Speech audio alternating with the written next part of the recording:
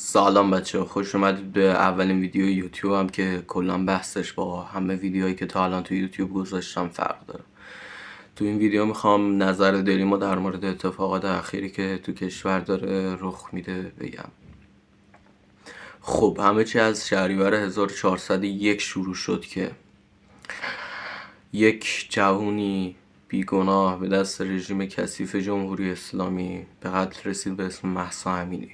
از اون موقع یک اتحاد چشمگیری بین زن و مرد رخ داد و خلاصه اتحاد خیلی خوب بود تا که جلوتر رفت. یک عده اومدن به اسم سیگما کلا خودش به تنهایی هیچ ضرری نمیرسونه. سیگما یعنی کسی که رو خودش تمرکز داره و از این چیزا و یه روتین زندگی سالمی رو داره. ولی وقتی جلوتر رفت بعضیا سیگما رو با ریدن به جنس مخالف اشتباه گرفتن و با همین کار وقتی دیدن ویوهای میلیونی میتونن بگیرن تعدادشون زیاد شد.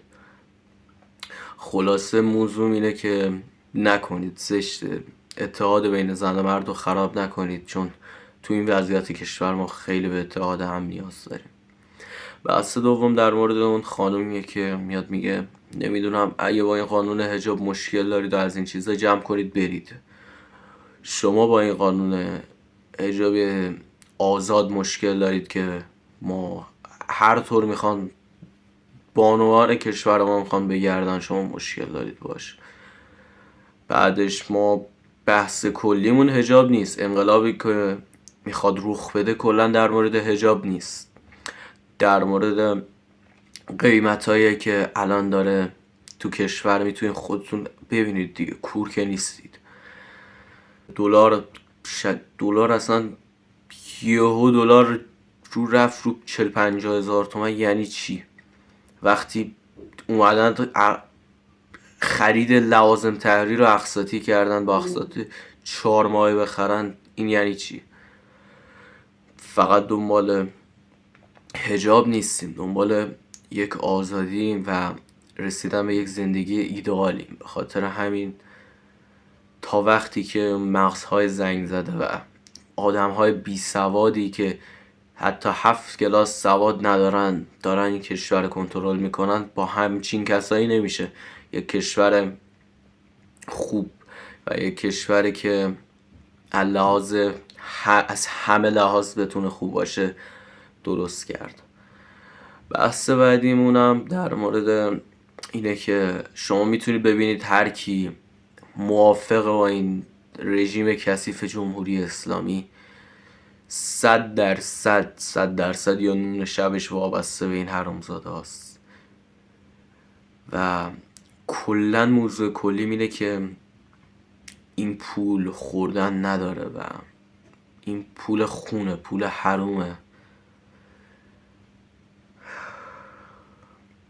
بذارید با زبون خودتون بگم، حسینو با لب تشنه کشتن، خدا نور رو چطوری کشتن؟ با لب تشنه کشتن.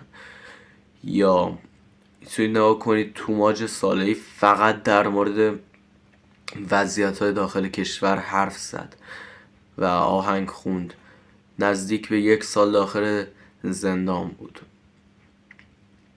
یا هر کس در مورد آزادی که کشور ایران کشوریه که آزادی رو توی کل جهان برپا کرد و حقوق بشر رو برپا کرد. الان در به در دنبال یک آزادی و یه زندگی ایدئاله، با اینکه ما واقعا از لحاظ داشتن نفت و این چیزا کشور ثروتمندی هستیم.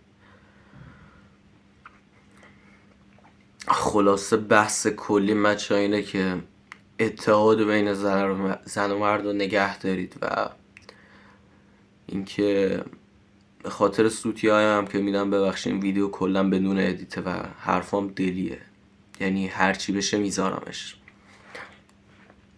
خلاصه دیگه همین.